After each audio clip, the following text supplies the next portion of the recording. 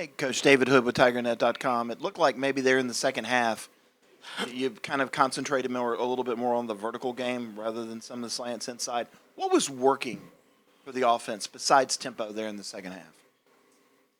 I think, this one did a really good job of putting the ball in play. So with us playing with tempo, just trying to really attack every level of their defense, credit to them. I mean, they do a really good job. They play soft in coverage a lot today. So they did a great job, and credit to them. But I just thought, Cade specifically did a really nice job of attacking the field and creating some plays too, extending the plays in the second half that gave us a few chunk plays to kind of get us going. Go right here, Will Vandervoort, guys on your left. Hey, Gary, just wanted to say if you could talk about the play of Cade and what he did today and how he brought you guys back within a touchdown. Yeah, I mean, this team and, this group of guys that we have, they're damn fighters, that's for sure. And, with this one leading the way and being at the forefront of that, just super proud of him and his resiliency, his ability to fight, his ability to have a short-term memory, which is a very special thing, playing his position, good or bad.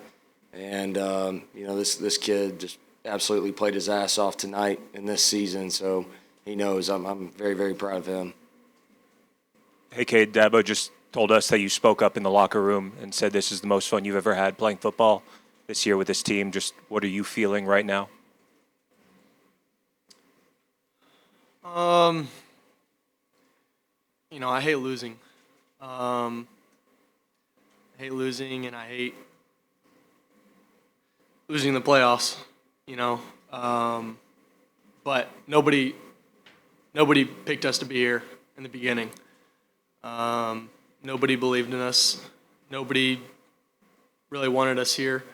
But we believed in each other. And this group of guys that is fought together, I just think of, Jake Bringstool and Barrett and Tristan Lee and Marcus, just naming a few guys. I feel like a year ago they were just like my teammates. And this year they're like truly my brothers because we've walked through life together and we've walked through hard times. I spoke up and shared how much it sucked.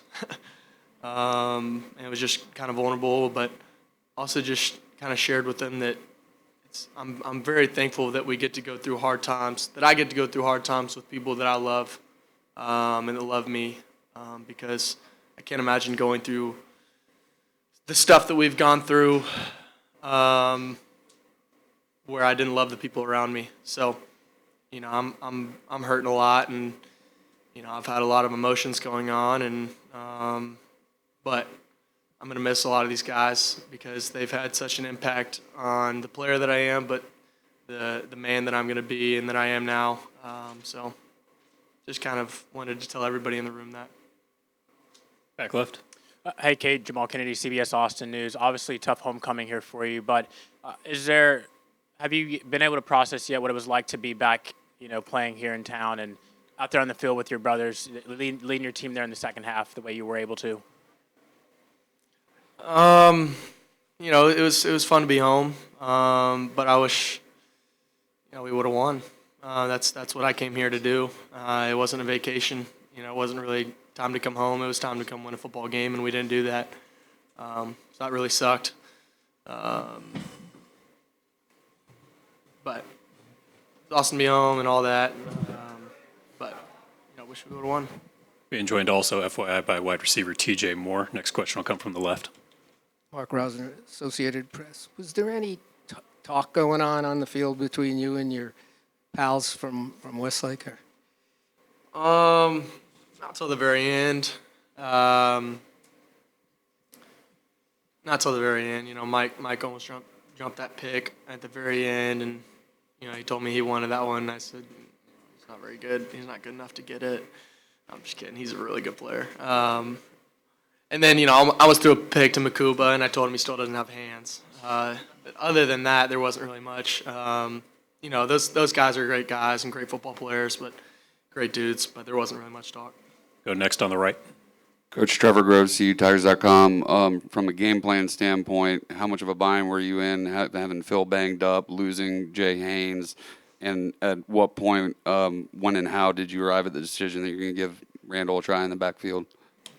Yeah, we just kind of went into the almost a bye week, the week leading up to the game of trying it out. I mean, he's a skilled guy, and just kind of the way things have unfolded in that room is we felt like he could give us a spark and give us something and be unique back there. So, I'm proud of Adam. I mean, he gave us a big-time run today, popped an explosive for us, and we asked him to do some things in a short period of time that he handled. And so, yeah, I mean, just collectively, that room, Keith came in and gave us some important snaps and execution with what he brought to the table. And, Jarvis Green enters the game and scores a touchdown. So we knew it was going to be by committee. But, yeah, we went into it knowing that Adam could give us a little something back there too.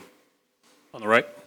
Hey, Coach. After you guys open and drive, your offense kind of stalled for the next 4 possessions, I guess. What was Texas doing that kind of limited you guys to move the ball down the field?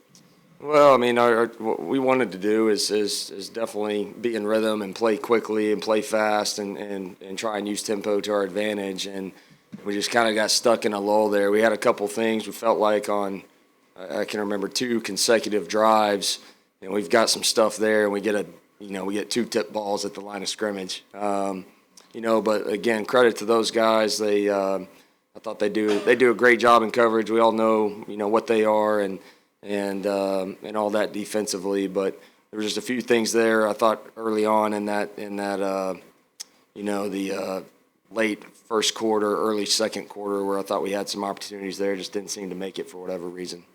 Take a few more for coaching, Cade. Go ahead. David Hood with TigerNet.com. Cade and TJ, you guys have been building that rapport all season. What was working for you two today to kind of have that connection that you did, especially in the second half? Yeah, I got some one-on-one opportunities. A great matchup for us, especially with TJ. So just kind of, they were starting to isolate him a little bit more, and we wanted to take advantage of that, and we went and did so. TJ.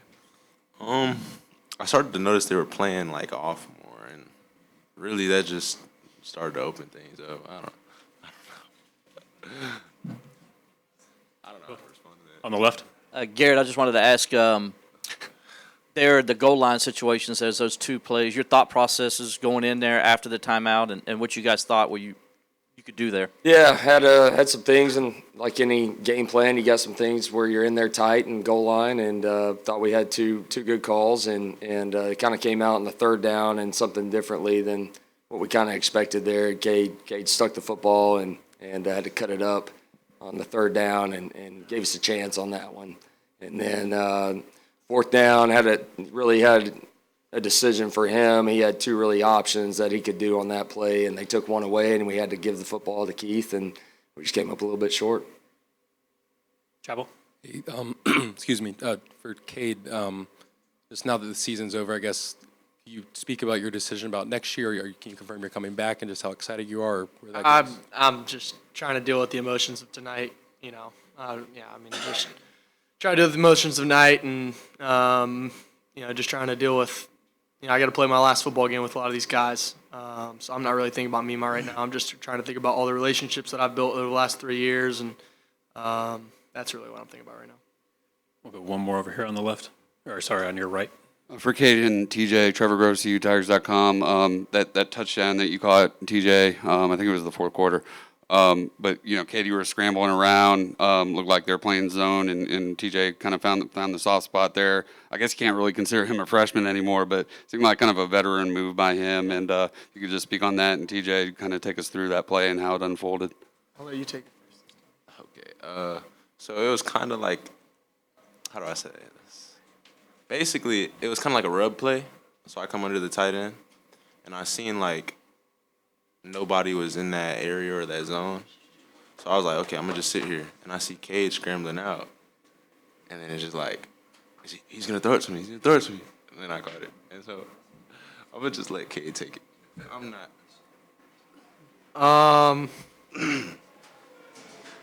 Yeah, we had a zone beater on the right, and we kind of anticipated them playing a raid 2 with the high safety inside the number 3. So we were hoping the number 3 would really go grab with a dig, would go grab the safety, and he just kind of stayed off, and that was going to open up, the other route. And then they just kind of played it, and down the red zone, you want to just kind of, sometimes they cover it, and I want to be able to use my legs and stretch them out.